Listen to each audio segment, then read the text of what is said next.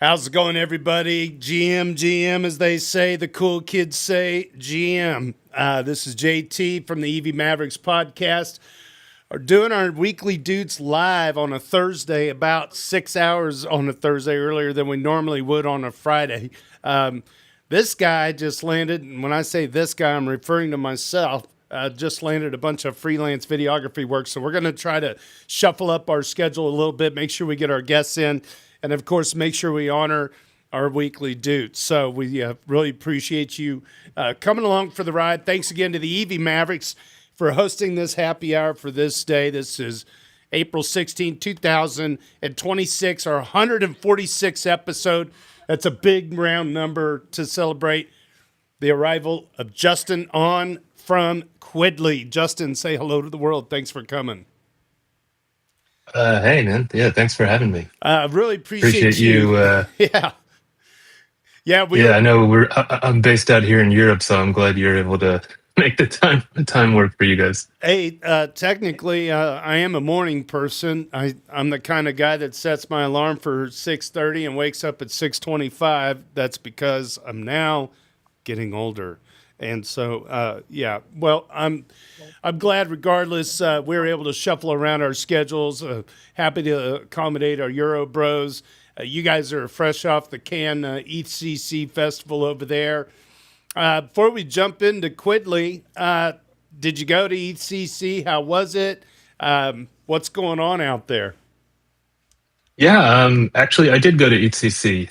If I'm honest, I didn't go to Cannes last year, but I'm based in France, so I've been going to ECC since ECC two, Oh my gosh. and and I was quite skeptical of the move outside of Paris. I didn't get to go to Brussels, and I didn't go last year to Cannes, and so I was a bit, why would you want to do a crypto conference in Cannes?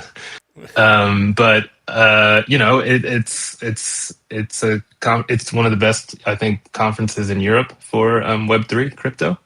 In general, Jerome does a great job. So this year, I really did want to make it out, and Cannes was actually excellent. Obviously, the vibes were a bit, down with the markets the way they are, but just the city itself, I think, lent very well to a kind of a multifaceted conference. Everything's quite accessible. It's not massive like in New York or something. You're not going across like five different boroughs to like, different events and stuff. So yeah, I'm really pleasantly surprised at how great an environment Cannes provided.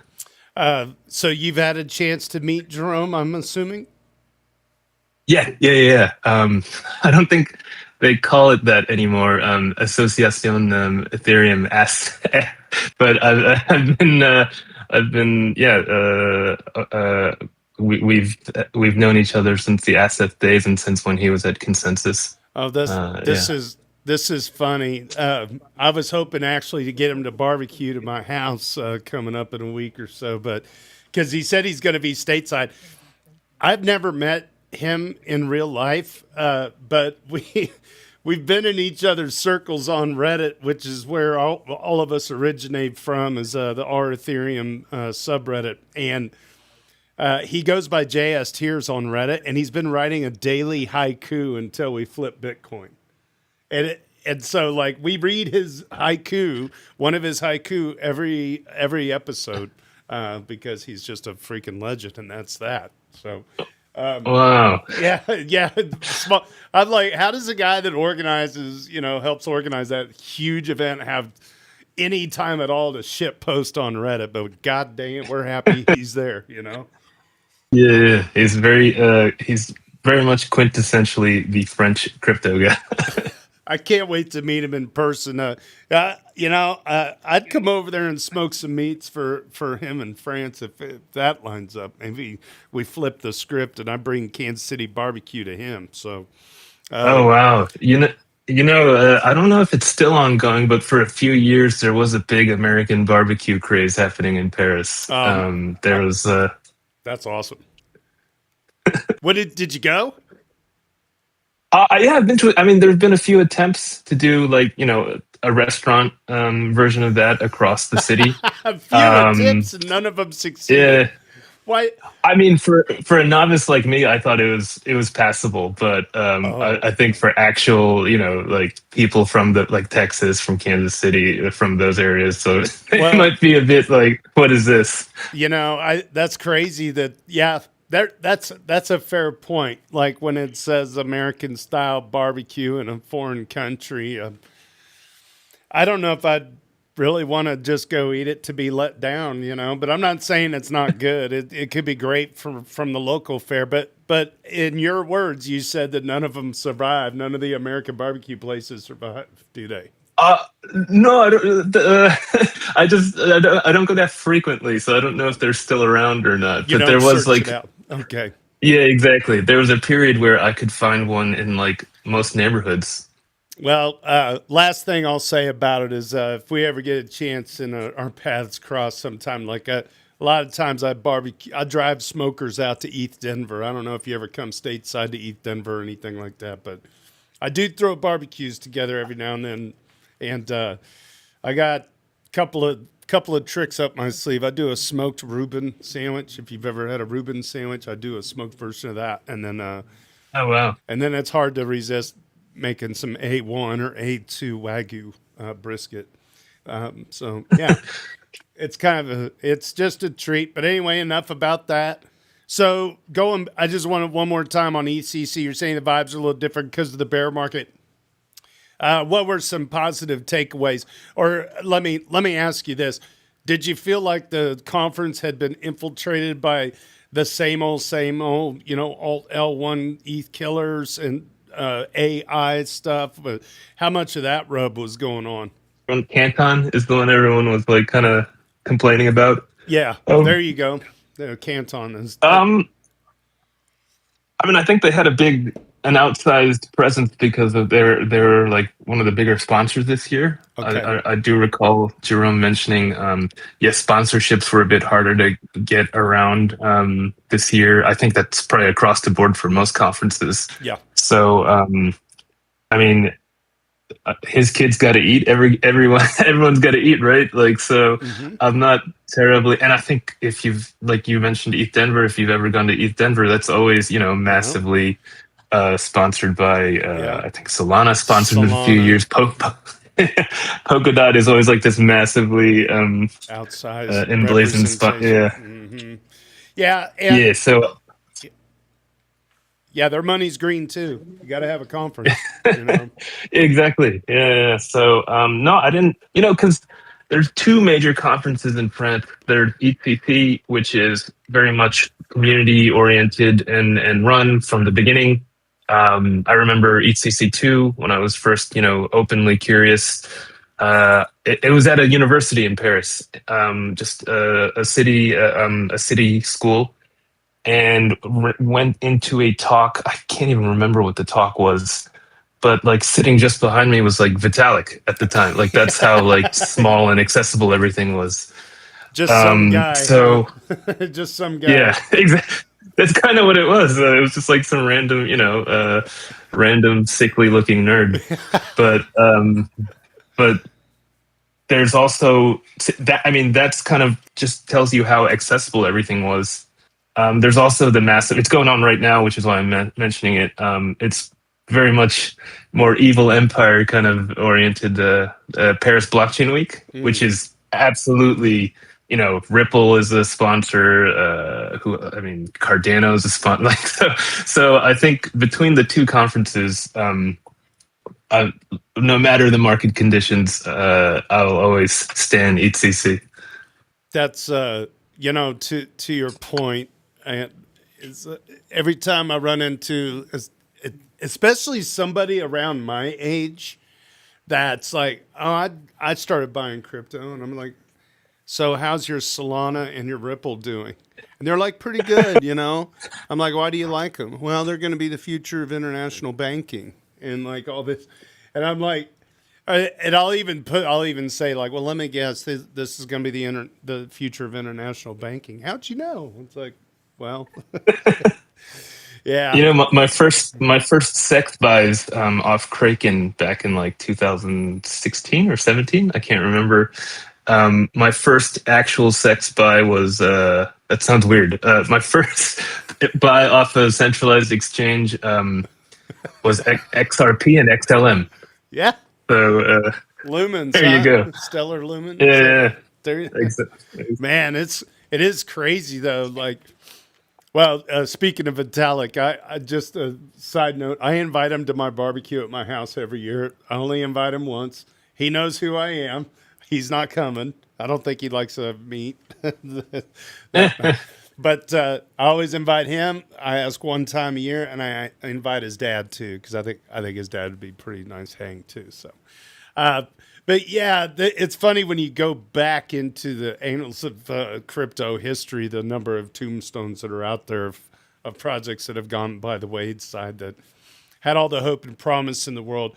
And I'm saying, Ethereum, we're not we're comfortable, but we have our own issues too. There's leadership drama and like all kinds of like potential government corporate capture now when you got the big dogs kind of swimming in the fish tank for the first time. Yeah.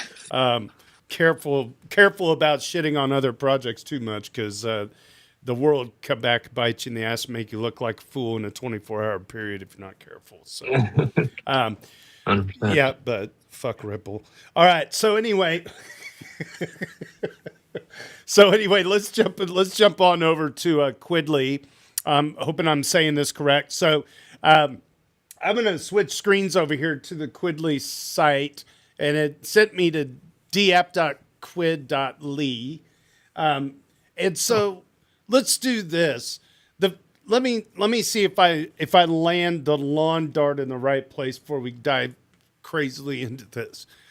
Quidli to me, from the outside in, is a easy, very easy way for a entity, a person, a company, or what have you, to send tokens to an entire community if they wanted to, or use it as a way to incentivize with tokenizing or tokenization incentives across like Discord and Slack and basically any social platform. It just makes it makes moving to a group of people easy to do. Am I somewhat on target there? Yeah, this particular app, I would say, yeah, you're pretty much how we've kind of described it, like Mailchimp for tokens, where you can just kind of mass send tokens to your target, recipients on whatever platform. Excellent. Well, Yeah. and if I just ahead of the call, I went ahead and logged into my Grid Plus Lattice One, not a sponsor, and I've got my Rabby wallet enabled, not a sponsor, and I'm ready to go if we want to like do something. So if we want Oh, to do a live demo, this is my favorite thing to do, unless you prefer not to do a live demo, but uh, I no, I would. I'm happy to. I guess if am I allotted like a minute to kind of clarify a little bit what let's we're do building? it. Yeah, are you serious? I'll give you 90 seconds, not just a minute. Wow, Clock is how ticking. generous. No, go ahead. Go ahead. Yeah. Yeah, no. So under the hood is what we really want to build is basically it's a social reputation layer. So Oh, it's an API basically that lets you generate wallets for anyone using that can be then authenticated by whatever social you choose to connect with. This app that we built on top of it is what I publicly use a lot because it's user friendly. It's built to kind of be like a Mailchimp for tokens that you can send to people in your Discord. You can send to people in your Telegram group chats. Farcaster. Yeah, and basically, if you want to do a demo of it here, you can. You need to like you could do it in your Discord if you wanted. I don't know how complicated your Discord setup is, but if you invite the bot to your Discord, you can drop like tokens to an entire channel, specific roles, specific people. and they don't even need to have a wallet. It's auto-generated for them, a non-custodial wallet, and they can auth into it using their Discord OAuth. Oh wow. And yeah, and so if you ever go to connect.quid.ly, I can send you the link. Here I got you. Connect dot quid dot lee. Oh, never mind. That's wow. Even Zoom has an AI companion now. I just typed that Oh, to the bot. I wasn't even looking at Zoom. That's funny. Let's see. Okay. So So you can see like it's basically a giant registry of like all the different socials that we've integrated into the API. You can then use it to do all sorts of things with the API or the CLI. Another thing I've done with it, like I vibe coded a dumb mini game, like basically cloned the T-Rex Runner app on Farcaster. And so people can log in their high scores. And then I use this API to send them tokens to the top 10 high scores. It's just automated. It pulls like the socials, it pulls the social graph, and I can automatically send tokens to the winners every day from my Quidly wallet without authenticating anything, jeez. without like yeah. So yeah, ultimately it's for, I guess if we want to use buzzwords, for the agentic web, more and more as it becomes infinitely noisy with agents everywhere. You need ways to be identified, be indexed, be discoverable, and we're using social graphs to if you or your agent needs to be found, you can associate your social graphs to your profile, and yeah, ultimately that's how we see agentic payments kind of playing out. Okay, so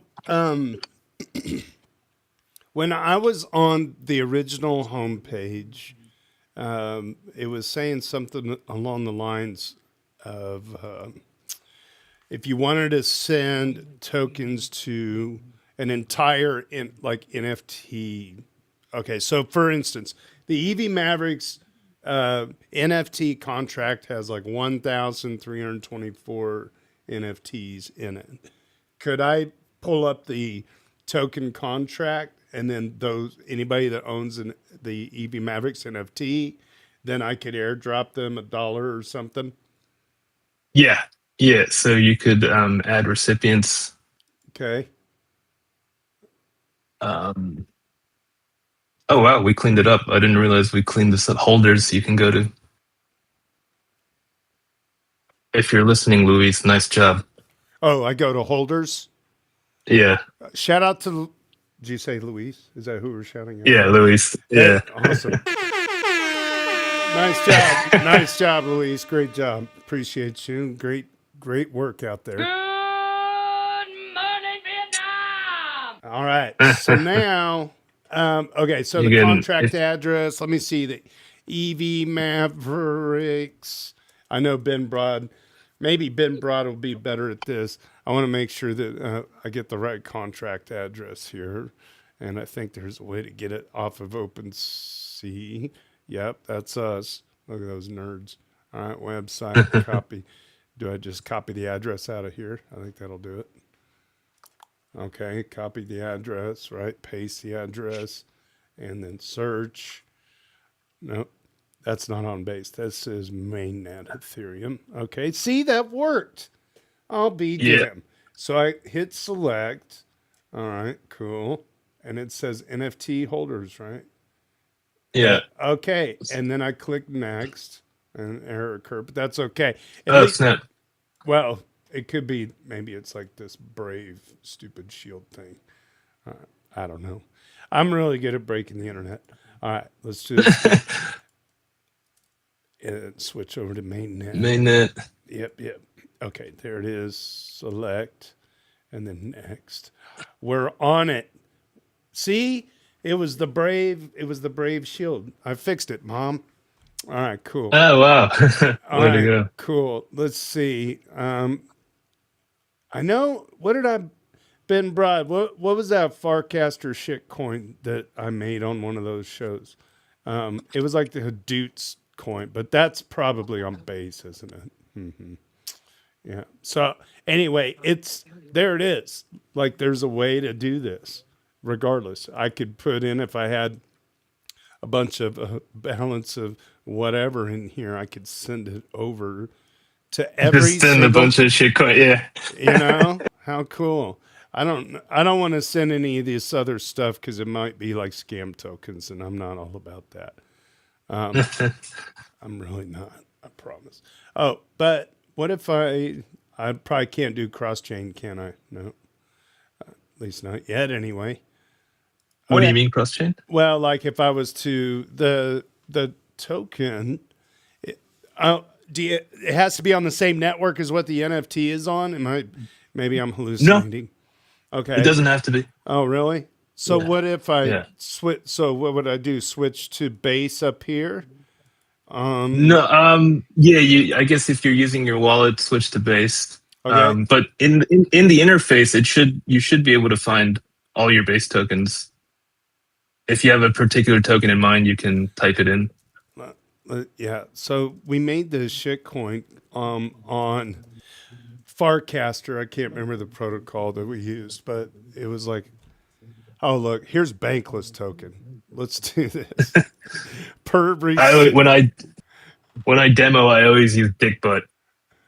Big butt, Dick butt. dick butt. Yeah. Well, today we're gonna send all of these nerds that hold this NFT 3 Bank. Shout out to Bankless, not a sponsor. Shout out to EV Mavericks from JT live on the Doots pod with Justin Ahn from Quidli. Bingo. All right. I'll be dropping 3 Bank on the Ethereum mainnet to each of the 1,039 recipients for a total of 3117 Bank. All right. Nice. Okay. And it's showing it's going to be a fee of 15. You know what? Let's bump this up. Let's bump it up. Damn. You got to bump it up. I'm going to burn all my bank tokens on these guys. How about that? Let's see. 3.7, 3.8. Oh, did I go over? 3.75. Whoop, No, the point didn't register. Yeah. There we go. Close enough. How about that? All right. Send it. All right. Nice. I don't even know if that's even enough for a coffee, but okay. So I'm signing. I'm signing on the Rabby. Now it's coming over to the Lattice one. All right. Here's the Wow. Lattice one, not a sponsor, but everybody should own this wallet. Freaking love this company.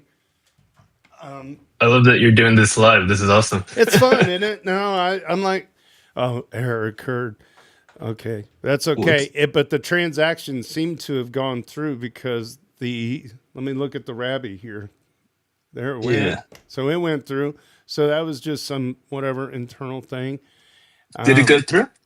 I can't see Here, all the recipients are there. let's see. Block confirmation. It says bankless token from JT. I don't This know. might just be the approval. Oh, that was just the approval. Was I gonna? Did I have? Maybe I had to sign something else, huh? Okay, let's go back. I'm not giving up on this, homie. Okay, let's go back. Because of this, we actually also built in a smart wallet, so people can just do it seamlessly, and we sponsor the gas on base. But it turns out even though we sponsor the token, like the fees, like people just still prefer doing it from their own wallets, and this is kind of always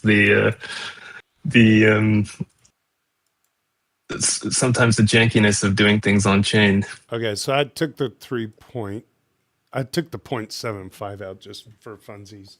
All right, signing again. Okay, so this says, and this is why I love the Lattice one, not a sponsor. This says the Ethereum transaction. I'm signing it. It shows the contract address. It shows the approval. Okay, signed. All right, signing, transaction created. It's thinking. So we'll. There we go. We could do the. I'm gonna probably get a copyright strike for playing that, but I'd probably have to stop that. I do have like this thing. It's still thinking though. That's good. That's good. It says completed. Click to view. Let's see what we got. I don't know. Yeah, it gave me another one of these guys here. So Oh, you should have. I mean, it should give you like great. Wait, did you do a claim or did you do a send? hey, now we're talking about facts. Let's find that out. Yeah. It says send. Oh, but it's 1,000 people. This might be. This is actually a limitation imposed by our wallet. Gotcha. No, but you should be able to say. I'll come back to you on that. It might be because it's like over 1,000 people, and we our the API we use on this for this smart contract, like Gotcha. it doesn't like us spamming, so we limit it to 400. But I'll take a look. Do you mind sending me that contract so that I can then the hash so I can then Yeah. look into that? Here, like this. Thanks. This thing here. Okay. Yeah. Look at that. We're getting tech support and everything on live stream. I'll DM you this on the Discord. Thanks. I'm gonna add you as a friend. I'm waving hello. Sweet. Okay. So there's a limitation imposed by the API or whatever just to prevent spam, which is also like kind of a good, I mean, that makes sense. Yeah. I mean, it totally makes sense. Yeah. But the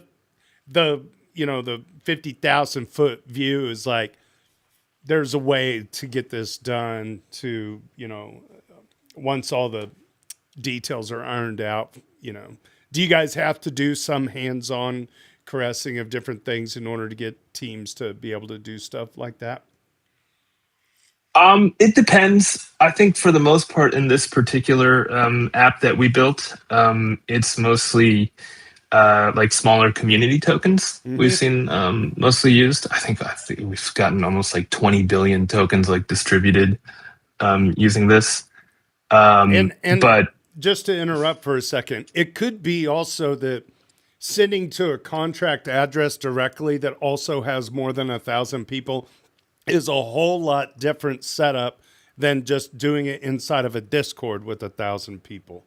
Like it's probably a thing. I don't, maybe I'm talking out my ass, but like the way that Quidli sets up within a Discord or a large Slack or whatever, it's a little less, the technical word is fucky when it comes to doing large transfers to large groups of people. Maybe I'm missing the mark on that, but doing a contract address is like literally the most spammy thing you could do compared to like integrating a bot into a Discord. Yeah, well, I mean, I think every app has its different different ways to filter spam, and like for example, Discord, even Telegram, they're quite very. I mean, despite what opinions people might have of these respective platforms, they are quite protective of user data. Yeah. So you can't just because Discord has an API or Telegram that has an API doesn't mean they let you just, ransack user data and stuff. So yeah, I mean, we find little workarounds, we find little hacks. Like it allows us to be kind of still hackers with like all the different platforms there are. Yeah. Well, just throwing stuff into a generic contract address is like literally the most basic crypto, spam thing you could do. So I can understand the rate limiting going on. That makes sense. And sure. So, but here's the deal. I'm damn near 50 and that was easy. That was that was the easiest thing to do. So hats off to you guys. The concept is there and I love it.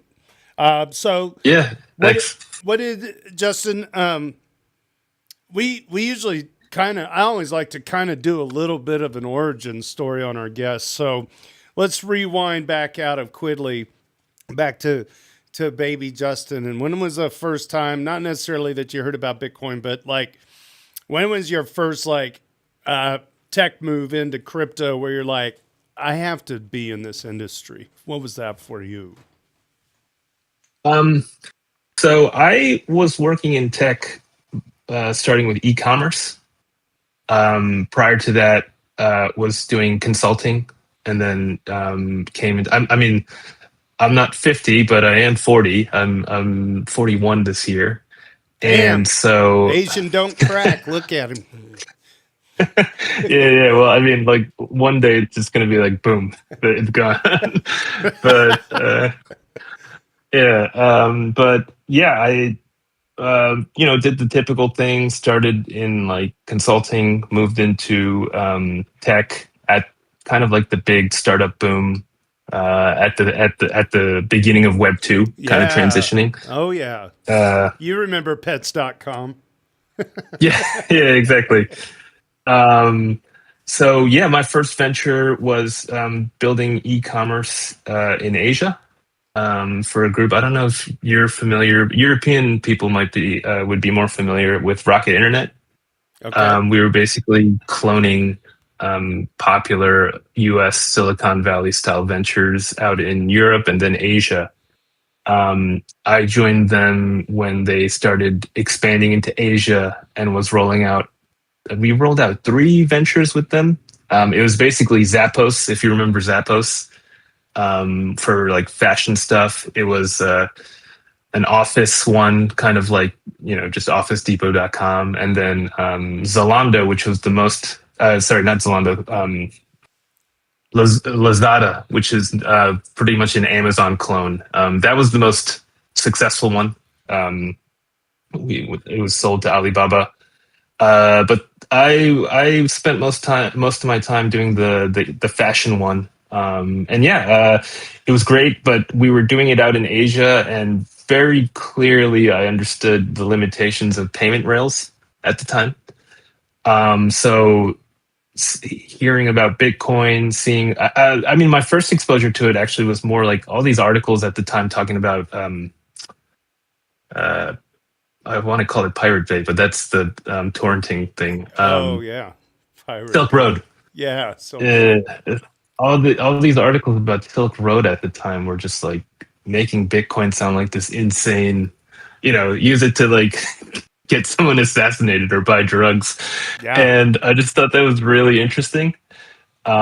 We had exited that company, so I had a little bit of cash at the time, and I had moved to Europe because I didn't want to keep building e-commerce ventures. I wanted to do other things.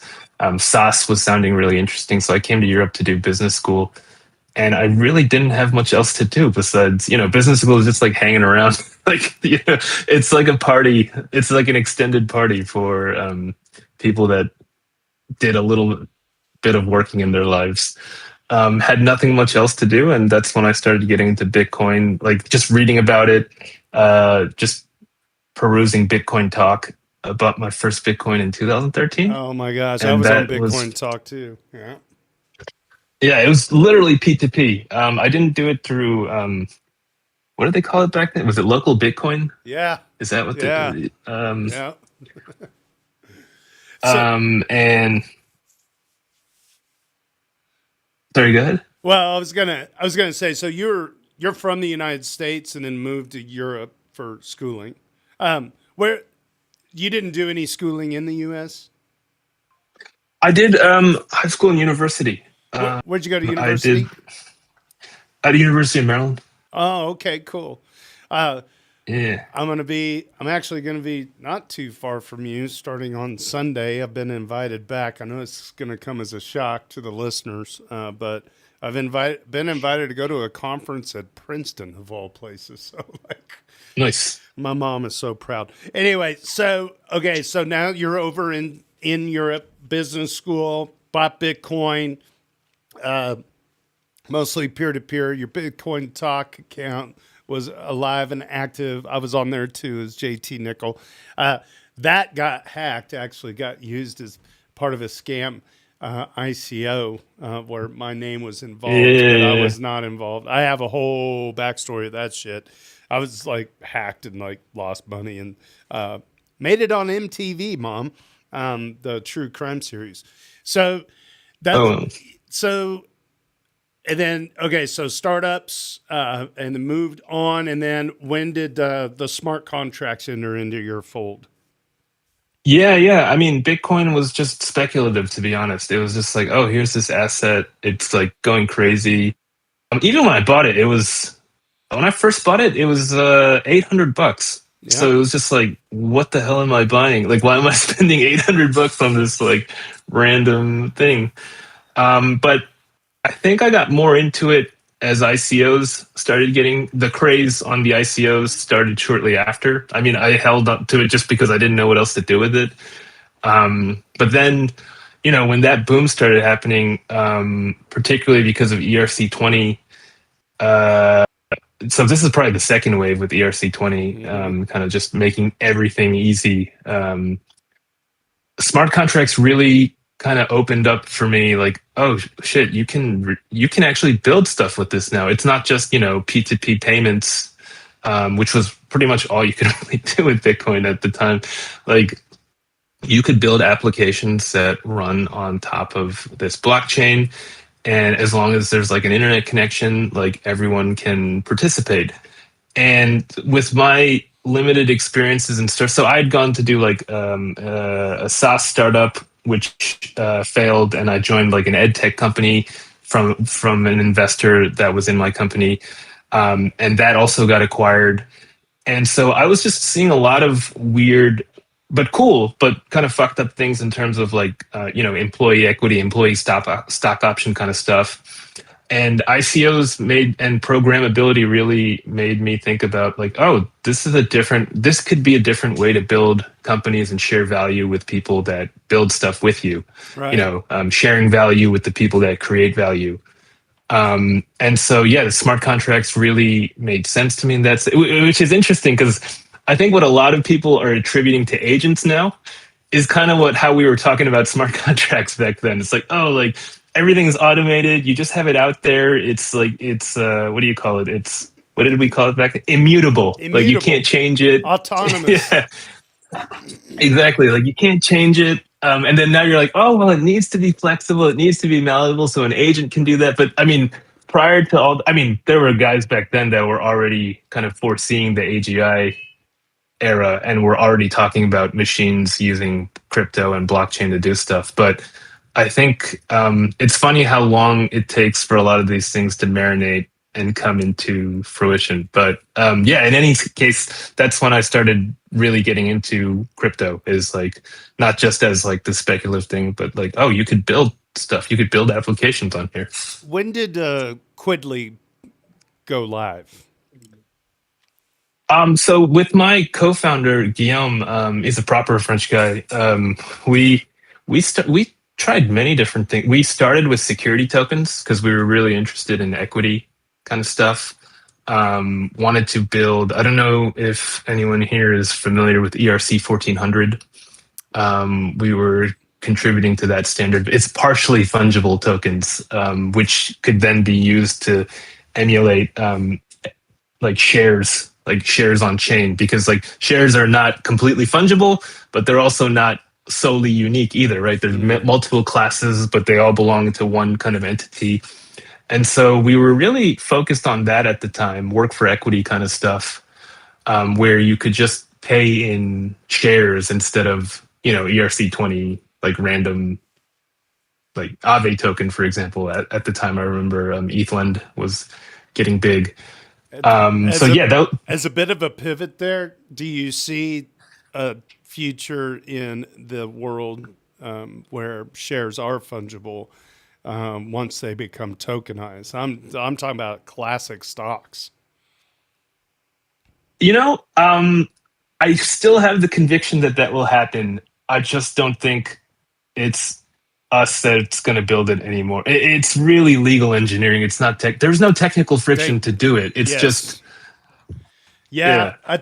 I think the driving messages and then I want you to keep going, but the takeaway message that I've seen over the last 2 years is like, there was so much like cheering of like, oh, look, BlackRock's coming online, and all these big conglomerate hedge funds, and all of us like cypherpunk guys are like, see, they have to come with us because blah blah blah. Now it's like, oh, wait a second. Actually, they're only going to be the ones that get to do some of these things, not Justin and JT, these doofuses on a podcast.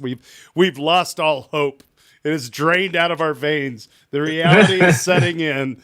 The biggest whales on the planet are going to dictate some of these rules about fungibility and autonomy. So go ahead. Yeah. No, no, absolutely. I mean, no, I don't want to say that because I do want someone to keep hacking at it. But in Yeah. all likelihood, what you said is clearly the more there's just so many institutional barriers to it that you cannot not be an insider Yeah. to make it work. Having said that, I do think that's where the more hacker mindset of open economies makes sense with ERC20s. It was just the way we were approaching it back then was, yeah, we're not quite. I mean, even today, I wouldn't. I don't want to cosplay as some. I don't want to LARP as some. I'm not a full-on cypherpunk where I'm like, fuck society. I don't want to live in Sure. like a structured order. But at the same time, I do think there is a necessity to have openness in life where everything can't be institutionalized and everything can't be managed by some form of like administration or bureaucracy. Mhm. And our learnings from like trying to work on security tokens from a more open standpoint kind of informed that, where it's like, okay, so maybe we, like you said, maybe we're not going to be the Franklin Templeton or the BlackRock that makes Tesla shares, that helps you use Tesla shares or Apple shares to buy your Starbucks coffee. But like the internet was built on being open and built on being hackable, and people still, I mean, even though the future is more online, like that openness needs to be there for us to continue to be creative and continue to build innovative things and experiences that people want on the internet. To your point, we're not on America Online and we're not on Netscape. We're on the HTTP whatever. It doesn't totally, get rid of the fact that countries can kind of turn on and off the internet, but anyway, overall, it's pretty open, generally. Yes, Uh, relatively. how big is your team right now? Right now we're three. Okay. Prior to this iteration, we were doing a closed version, basically like a centralized version of this, and we were selling it to non-EVM L1s. I think at our peak 2 years ago, we were doing like almost $500,000 in revenue, just like a SaaS company. But we were selling to. I mean, like we were talking about earlier, not to shit on these clients, like they're great, but like they're just blockchains that need utility, Mm-hmm. and there's not enough. ETH, for example, relatively has great infrastructure to build novel things. If you're like random blockchain one that chooses not to share the EVM infrastructure, then you have a lot less infrastructure to pull on, to build on. And so we sold to a lot of these guys to, send your token A in your Discord, but completely just, through our centralized database, we're just managing it on the back end. But there was a demand for that at one point, despite questionable compliance and regulatory considerations. It's kind of like when Cadillac decided to have an F1 car roll out this year, they still used a Ferrari engine. Yeah, I mean, like everyone's kind of forced to make compromises somewhere, right? God, welcome to my life. I got married with 4 kids. It's nothing but compromise. Hey, Hardcore. hardcore, yeah. And 2 perfect grandchildren. They're perfect in every way. Um, so we've got we got a few minutes here. I don't want to, we're getting close to the top of the hour. What's some of the big highlights here on Quidli that we should discuss that we haven't already? Yeah, I mean, on our side, what we're really happy to start moving into kind of the meat. I mean, I think the market tanked, and so we stopped doing that centralized thing. It kind of forced us to really move into building more. I don't want to say decentralized, just more like openly accessible technology. Um, and so, yeah, I mean, I think with the convergence of everything happening with agents and everything, it is honestly probably the most exciting times for us to be building. We do think that the future is agentic, and so you do need your reputation. And I think for us, the key differentiator is we're not trying to build a new registry where you have to rebuild your reputation with things, or like just completely pulling stuff from on-chain stuff like, oh, like I've been rugged like 10 times. Like that gives you no reputation other than like you're degenerate that is like happy to kind of take risks on dangerous projects. I think for us, it makes sense. Like all the learnings we've had, we're taking social graphs that exist. We're creating a registry where you can make it portable, transferable. It's yours. You can configure it the way maybe you don't want your Twitter history as part of your reputation. Maybe you've said some questionable things that you don't want, but then yeah, you don't have to include it. But maybe that LinkedIn CV resume of yours is very relevant to be discovered for like a new, I don't know, some kind of freelancing graphic design gig or something. And that's like the future. When there are agents everywhere, you need to be able to send out your signal, kind of like a bat signal. And so that's what reputation is for us. That's how we're trying to use like existing social graphs to build it. And yeah, we think that it's a great convergence of all these things right now to be building this part of like the new social web, I guess. What things are on the horizon for Quidly that maybe the world doesn't need to know about, but you could tell us? Yeah, I mean, I think Farcaster and Lens have been great for us because they're like actual open social graphs. So that's helped us index like a ton of accounts. The next kind of thing is more activating all those accounts. It's like millions of accounts. I think Farcaster alone has like 3 million accounts. Lens is something similar. But obviously, we want more activated accounts. So we're looking to integrate more social apps, more apps used to communicate, to collaborate. And then, yeah, the next thing is like deploying like the trustless reputation on 8004. Um, we're not trying to just build willy nilly. Like I know a lot of projects where they just deploy something to say they're live. Mm. I mean, we've learned hard on like things like 1400 that these things take time. And so yeah, kind of taking those first steps into incorporating 8004 will be like a big step coming in on our horizon as well. Excellent. And maybe we talked about it. How long has Quidly been live? Say that again. This current iteration, less than a year. I Oh, think we deployed the Mailchimp thing. Yeah, Q2 of last year, Q1 or Q2 of last year.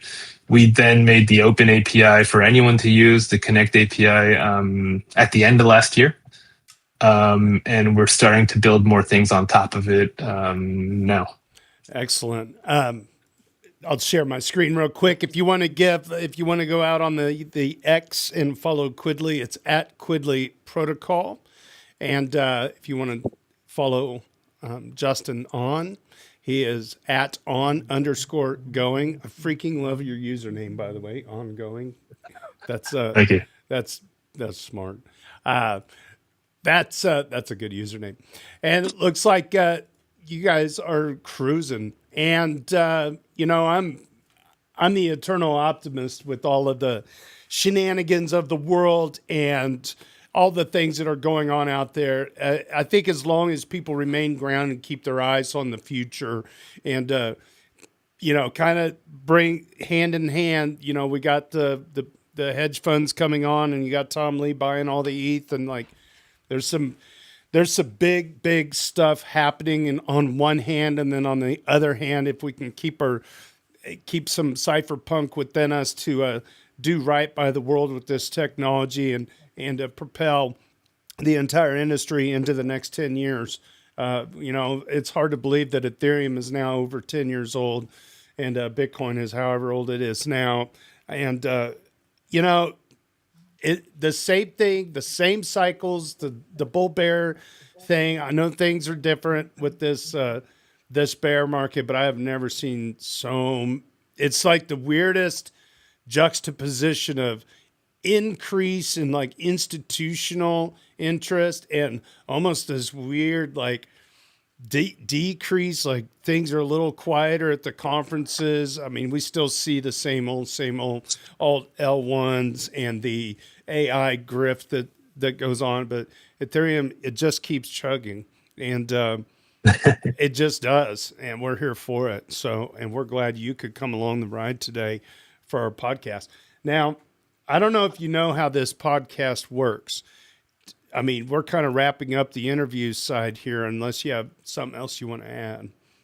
But I read Reddit, so you don't have to. So it's basically the Our Ethereum Daily General Discussion. We have a guy that awards people, nominates them each day to get a point. I give them the point, and then we have another couple of people in the background that select the top 10 of the last week, and we call those the weekly doots. And then I read those out, so it's like a shout out to our personal community members. By the way, I don't know if you know the origin story of the EV Mavericks NFTs. You've seen these guys out on the X. These were all retroactively rewarded to the Redditors. They did not ask for them. They were allowed to be on a white list. It was limited to like 1,300 or so, and they were able to mint their NFT based off of their contributions to the community, which is kind of crazy. It's just the coolest origin story. So we're like good people. You should come hang out on Reddit every now and then if you want to drop off information about Quidli, anything that you guys are building, want to talk about, and don't be a stranger to the show. You're welcome to stick around if you want to stick around. Otherwise, you can do an Irish goodbye. Is there anything else that you want to add? No, I mean, yeah, please. I love connecting with people. Was never a big Twitter guy, but I've been on social for a very long time, since, forums, since IRC, since even Reddit. I think on Reddit, I've got like over 200K karma, maybe more. I've stopped being active, but let me check actually now. Were you ever on ETH Trader? I was on Ethereum, never on ETH Trader. So we hail from ETH Trader. We were the degens over on ETH Trader that then became ETH Finance. And now, got it. And now 6 of us moderators kicked down the door into the Our Ethereum, and we moved our daily general discussion back to or into Our Ethereum. So Our Ethereum is a mullet. You got business on the front page, and you got shit talking and like troll box stuff in the daily general discussion, although it's hardly a troll box. In fact, if I look at the leaderboard right here in our audience on Discord, we have our Doots leader, Harog. I'm sure you've probably seen him at conferences, or he's seen you anyway, probably. Anyway, he's got 337 Doots. He's at the top of our leaderboard right now. So, oh wow, yeah, congrats, man. Yeah. And that's not nothing. Actually, this number is incorrect. It's not 1,313 people that have made the Doots list. It's something like almost 2,200. So this is a typo. And so in order to get these points, you have to be nominated to the Daily Dudes at least. You get 1 point each time you make the list. He's made that list 337 times. And I hand tabulate all of this stuff. It's like it's my personal bonsai tree of truth. So these are some great contributors. Honestly, if you come into the daily general discussion on Our Ethereum and fire up that Reddit account, you will be well served by participating there. It's pretty quiet. Got it. It's pretty quiet most days. Normally, these days we get less than 100 comments, but there's always some some generally high quality information that flows through there that you just don't. And there's zero, it's well moderated. There's zero fussy fighting crap. We're pretty heavy on taking out the trash. So That's my job. I'm Might not. have to fire up the account again. You Yeah, re- 130 karma. That's how much karma I have. 130K karma. That's great, man. Um, Yeah, you'd be in like uh, Flint. What is your username? I'm trying to see, like, is this what, do I want to share this here Okay, publicly? well you don't have to. I was just gonna make you I'm an just- approved user. yeah, it's the, I'll DM it to you. Okay, Oh, sounds good. also, by the way, I have I shared it in the chat, in our chat. We're using Alchemy. There's a limit in the API for mainnet stuff, and Alchemy limits the gas estimation. That's why it failed. It's a heavy transaction, and Alchemy is kind of being a bitch about it. Base, if you gave a token on base, that wouldn't have happened. Okay, so a base token wouldn't have happened, but because it was Ethereum mainnet going to, even though it was a mainnet Ethereum, well, so the bankless token, let me see. Let's see. Yeah. Well, but you're saying even if the contract for the EV Mavericks is on Ethereum mainnet, that was the issue, or it was the bankless tokens were on Ethereum mainnet? It's the bankless token is the issue. Oh, let me switch. Surely I got a way to go over to base. Network switch to base. All right, hey, I'm not giving up on this, homie. All right, so if I am okay, so how do I drill down which ones are on base and which ones are on mainnet? Yeah, we should add a filter there. Let me- If you had a token in mind, you should be able to just send it. Mm. I mean, you should be able to just find it via contract or typing it in. So this says I'm on base here, and then You don't. let's see, dabs. Nope. How do I find my normal? What?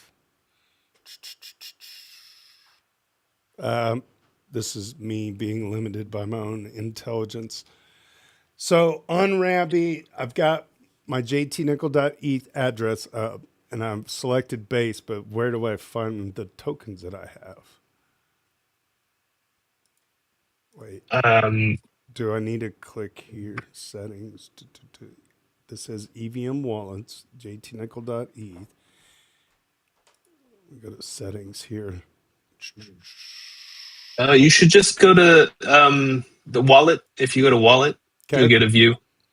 Oh, there's that. And just there you go. Select base and those. So you've got probably like a ton of random tokens, like everybody. Yeah, and I don't want to send those. I thought I had the base tokens on. I'm sorry. I thought I had the bankless tokens on base. Sort by balance. There we go. No Toby, no Bento. Yeah. So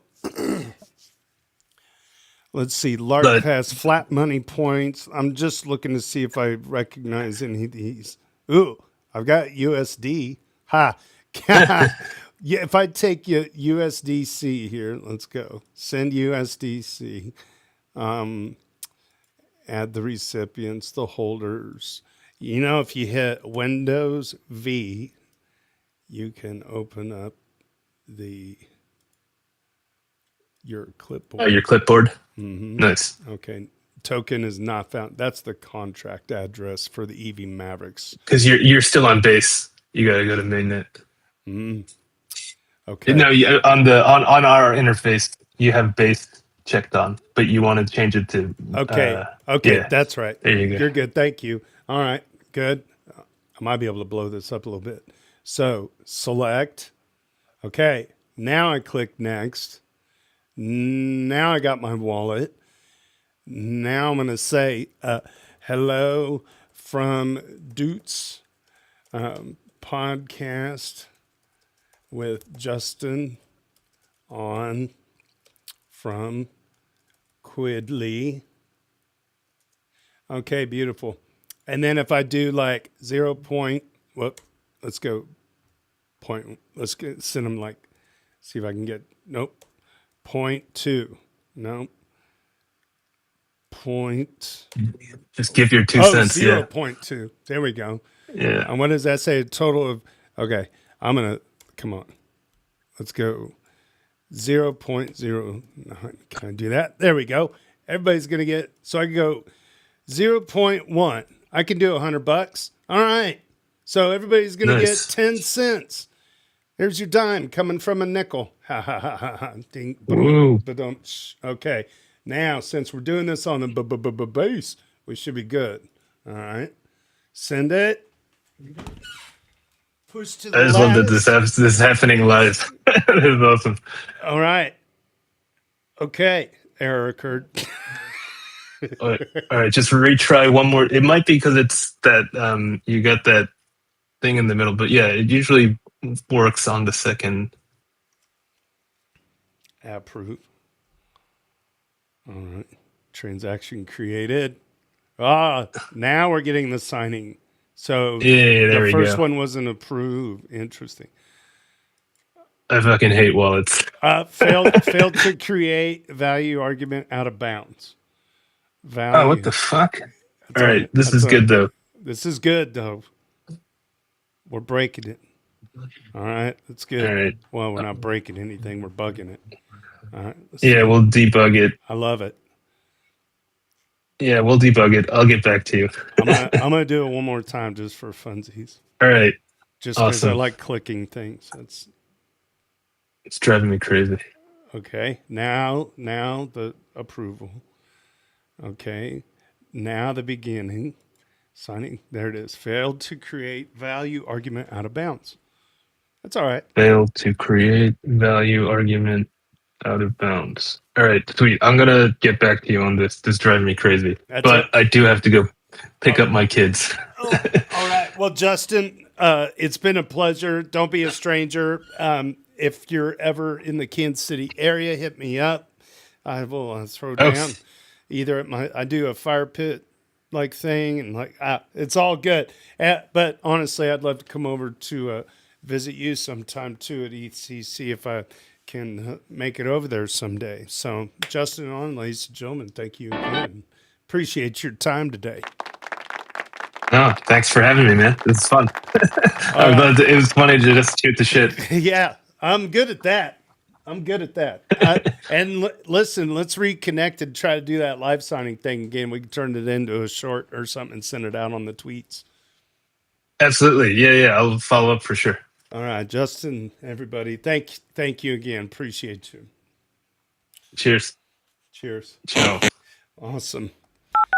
This was such a good conversation with Justin. I really appreciate him taking out some time today and joining us on the pod. So, yeah, ladies and gentlemen, it is that time. Yep, we're moving on. If Vitalik took time off, we would lose a great researcher.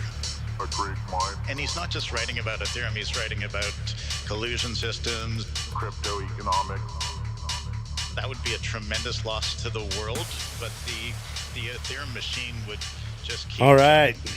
The Weekly Dudes live stream is all about showcasing the best of the week from the daily general discussion on our Ethereum. This is a read-along reaction series. And if you want to follow along, head on over to dailydoots.com, designed and produced by Hani Abu. Big thanks to Tricky Troll for capturing and curating each day's Doots, and the A-Word for curating this beloved weekly list. Subscribe to us on all of your favorite platforms by visiting dailydoots.com.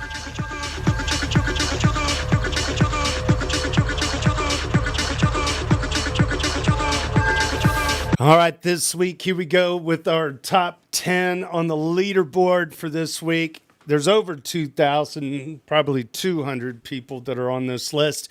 Ethical Trade comes in at number 10. The A-Word at 122. Crypto Well Currency tied with Hani Abu in the 7 and 8 position at 137. JS Tears, the man himself, the ECC King, Jerome from France is at 151. Tricky Troll, he's gone camping at 178. Benito 2030 at 181. Super Fizz at 245. Logri the Bard getting a point to 260. And Harog smashing down another 3 points or so. Sits at the top of our leaderboard at 337. Let's see. We got to go over to the tab for today. This is April 15th with Justin Ahn.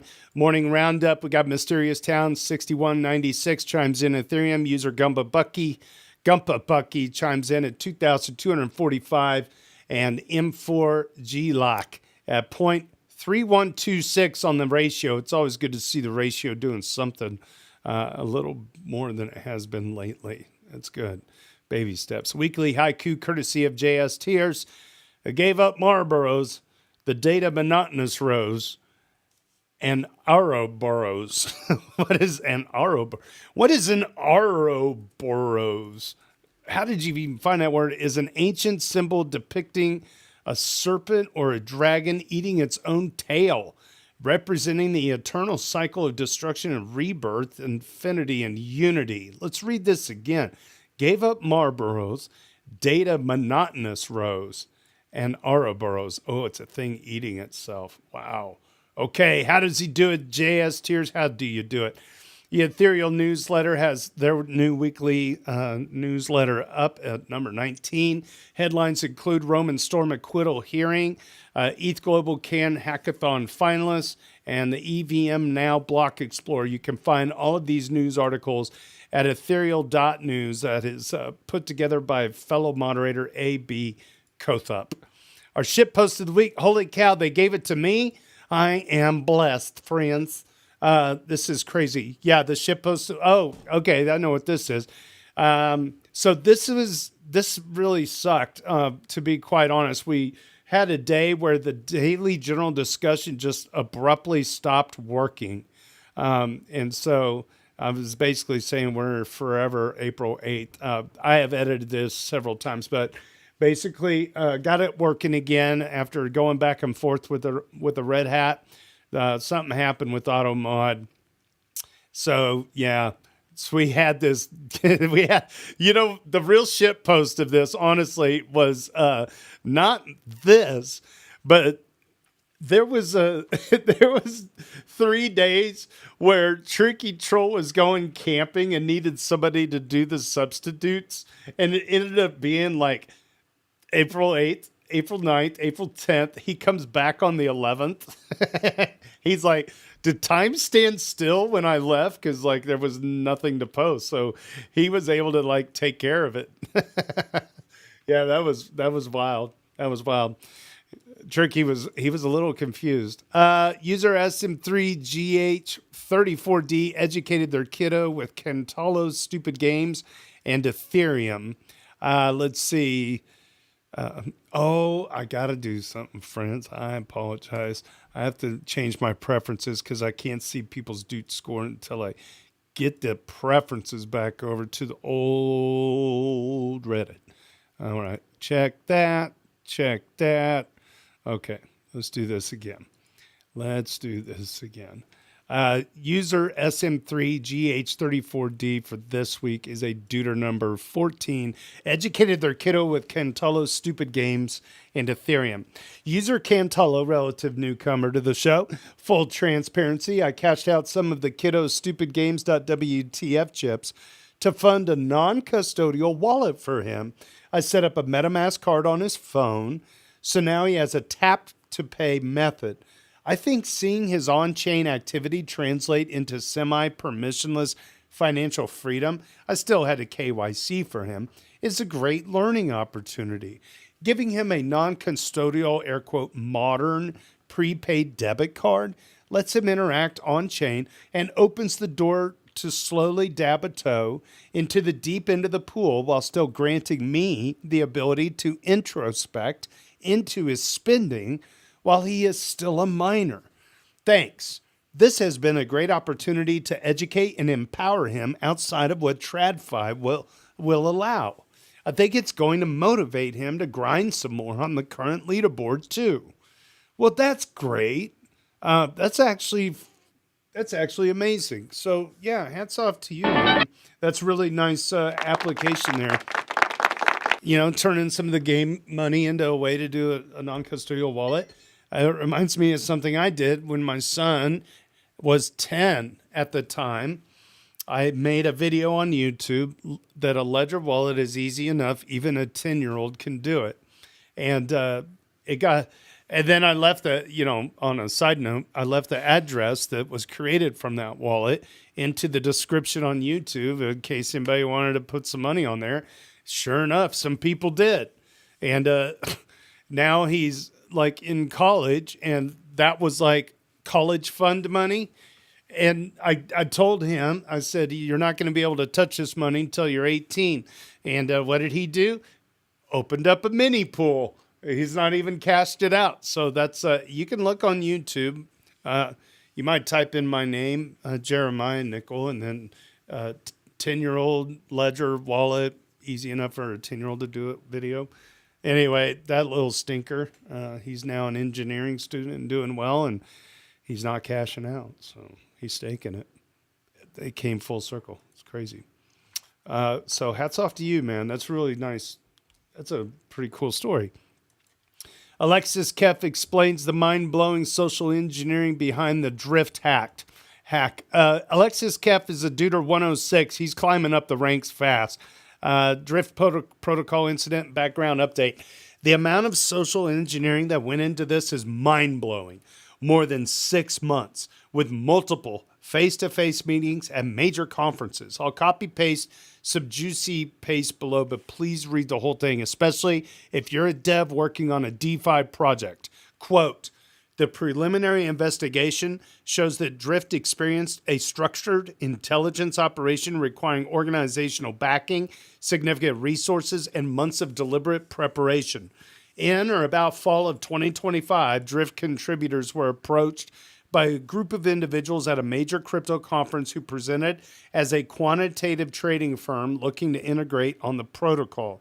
It is now understood that this appears to be a targeted approach, where individuals from this group continued to deliberately seek out and engage specific Drift contributors in person at multiple major industry conferences in multiple countries over the following 6 months. They were technically fluent. They had verifiable professional backgrounds and were familiar with how Drift operated. A Telegram group was established upon the first meeting, and what followed were months of substantive conversations around trading strategies and potential vault integrations. These interactions are typical of how trading firms interact and onboard with Drift. From December 2025 through January 2026, they onboarded an ecosystem vault on Drift, which required filling out a form with strategy details. They engaged multiple contributors through multiple working sessions, asked detailed and informed product questions, and deposited over $1 million of their own capital.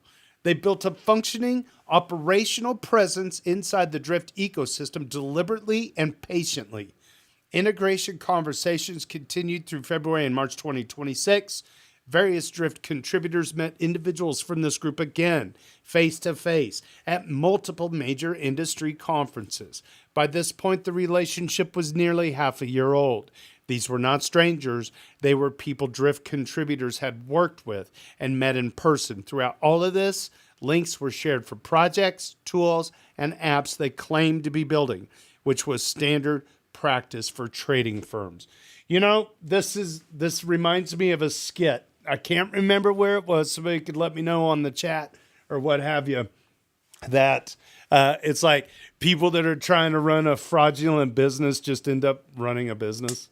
And it's like all of the work that went into this relationship building to steal what they stole was like akin to actually running a damn business. So why not just run the business, right? And otherwise, this just looks like normal, like insider fraud, not really like a total hack. I don't know.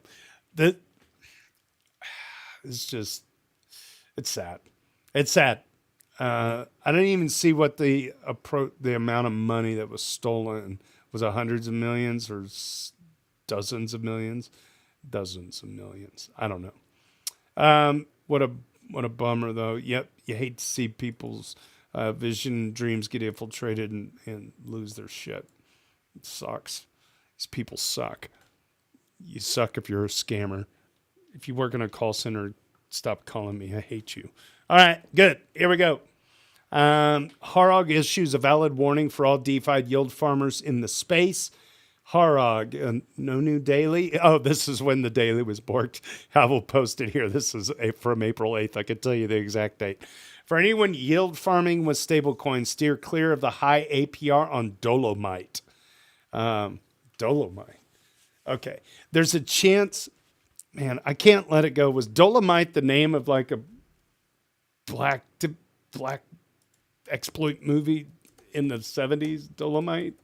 What was Dolomite movie? I know there's a movie. Hold on, I gotta see it. Dolomite movie. Yeah, here it is. 1975. This is how old I am. 1975. It was like, yeah, a black exploitation movie, whatever. It's hilarious, dude. Yeah, Rudy Ray Moore was the actor. Anyway, I'll shut up. Okay.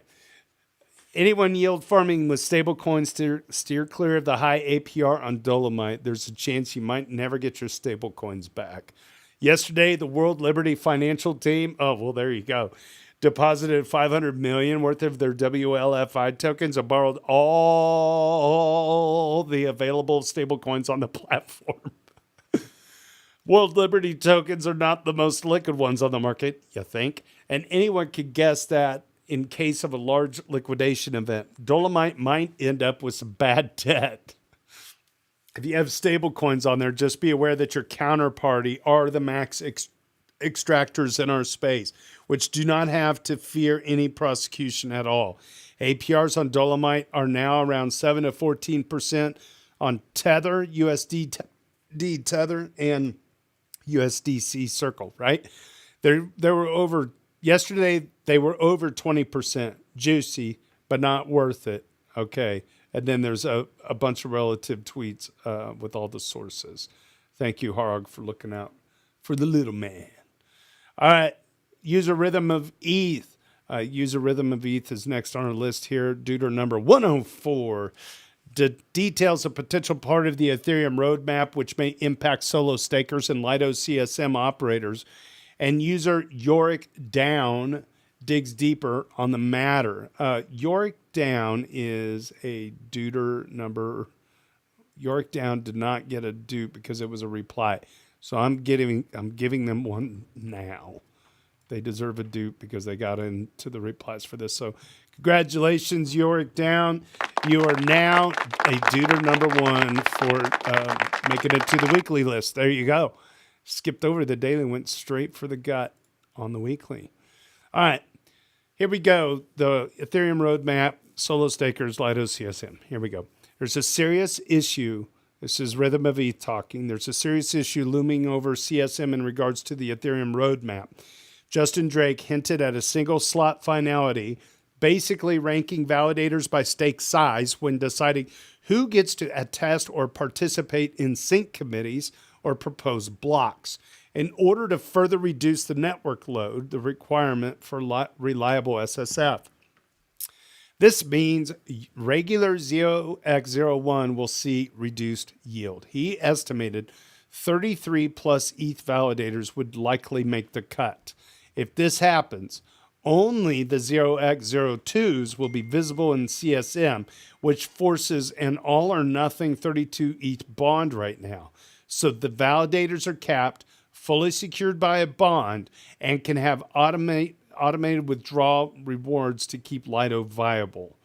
This is obviously a serious hit for operators. We'll see less than 32 ETH to put in bond, and it will seriously hit the great non-centralized nature of the CSM module. As a compromise, Lido and CSM maintainers have put forward an EIP 8148, which would allow to set max EB per validator on any value between 32 and 2048. This would allow the triggering of exceed ETH sweep on any arbitrary value between those two and put the bond requirement back to a dynamic range of 1.5 to 32. It would likely make the viable range anything between 2 and 32 ETH bond. This EIP feels important for the distributed nature of Lido permissionlessness set to continue moving towards distributed instead of the permission validator set, taking back the control it has been letting go of lately. Yorick Down replies, this will absolutely impact solo validators as well. He doesn't say, quote, who gets to attest, unquote, so much as order by EB. Force exit the smallest validators until there are 128,000 and no more. There are around 8,000 operators estimated. That includes home and solo. His take is, quote, convert to type 2, and if you have just one validator, top it up to 33 EB, and you should be good to go, unquote. So type 1 will see, quote, reduced yield in the sense of no yield, that is, force exited from the protocol. This is for J, maybe 2028. Hagota does not land in 2026, so shift everything on the straw map accordingly. And it's a vision, not a sure thing. Chat, I'm a little kind of confused on even how to make a personal statement on that. But if you guys know exactly what's going on here, to me, it just makes it sound like it's going to be pretty disruptive and maybe not be, it'll be less permissionless moving forward. I don't know. I hope I'm not misstating anything there. Interesting.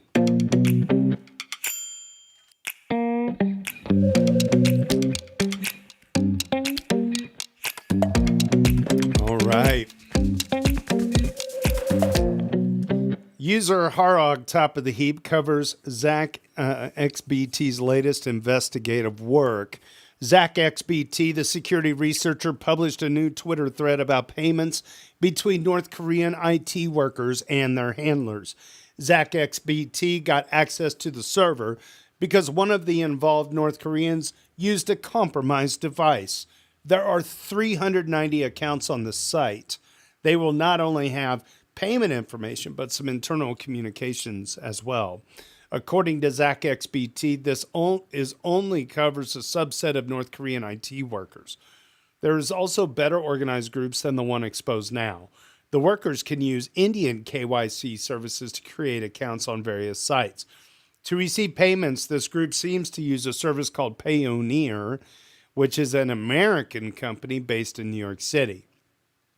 I clicked through some of the transactions. Interestingly, the vast majority is done on BSC, Binance Smart Chain. I have only seen dollar-denominated stablecoin transactions. Most transactions are in the few hundred to a few $1,000 range. There are only a handful of transactions done on Ethereum mainnet, and even fewer on Tron. I'm a bit surprised. I would have expected Tron to be used much more for these kinds of transactions. In the Twitter thread, there is a screenshot of USDT being blacklisted on some of their addresses. That might be why they use BSC more. One can have a look as the Zach XBT investigation.io website with the funny password being 123456 as a joke, as this exact password was used on the original website used by the North Koreans. What? Oh my gosh. Okay, so there it is. Harog out there doing the lift, and you can find those tweets at dailydoots.com, Zach XBT. There it is, data infiltration. Just kind of glancing here on the X real quick. Oh, there's Rudy Ray from Dolomite again. And close that tab.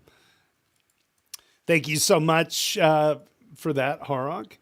And let's see here. Our final doot of the week, user reasonable and 5611 is bullish.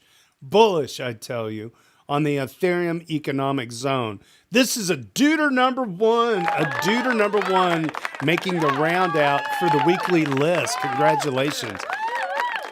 Great job, dude. Wow. Nice find. Nice find. Shout out to 12 Meatballs. You can call your mom there, reasonable ad 5611, and tell your mom that 12 Meatballs is the legend for getting you on this list. The Ethereum Economic Zone, the EEZ, feels like it could be a huge catalyst to the Ethereum ecosystem. For those who haven't heard about this is what it does. The EEZ is a framework designed to unify Ethereum's fragmented Layer 2 landscape. It addresses the problem of L2s becoming isolated, air quote, islands with separate liquidity, bridges, and infrastructure, which complicates the experience for both developers and users. The EEZ establishes an L1, L2 framework that allows for synchronous composability, meaning smart contracts on an EEZ rollup can interact directly with contracts on the Ethereum mainnet or other EEZ rollups within a single atomic transaction. This approach aims to create a unified system with shared liquidity and a single security model, reinforcing Ethereum's base layer and making the ecosystem function as one Ethereum rather than a collection of separate chains. Ethereum acts as the conductor for all networks. If Ethereum reorgs, the L2 also reorgs. You can read more about this, the Ethereum Economic Zone, at eez.io. This is promising. I think this is a very big deal. Well, thanks again to Justin Ahn for joining us today from Quidli, quidli.xyz. You could go there and get started today. We did find a bug live on the air, which is great because now they could go back and fix that bug. And I promise you, EV Mavericks, I'll airdrop something to you once we get it figured out. It might be a dime, but it ain't nothing. All right, there you go. So thanks again for tuning in today. Thanks for subbing and smashing the bells out here. We had a pretty good crowd today here on Discord. Moving forward, it'll be hit or miss. I think we're going to start trying to change up, trying to do this on Fridays somewhat. There's times when in my personal life, I've gotten a lot of freelance videography work that kind of landed on my lap. I'm super grateful for the work. I don't have to work the third shift at McDonald's anymore, which is great. And really appreciate everybody's being flexible. What we might be doing is just some interview shows without the Doots read. And then we might be doing shows that are just the Doots read with no interviews. But I am going to work to try to keep it consistent, week to week. So really appreciate you if you guys could get a chance to subscribe to us and at least let the episode play to your house plants, if anything, and show us that the numbers are worth doing this. Appreciate everybody that tuned in today. Thanks for hanging out with us on Discord, on X, on Twitch, and on the YouTubes. On behalf of the EV Mavericks DAO, the Our Ethereum Daily General Discussion, my name is JT. Cheers to big hugs from Kansas City.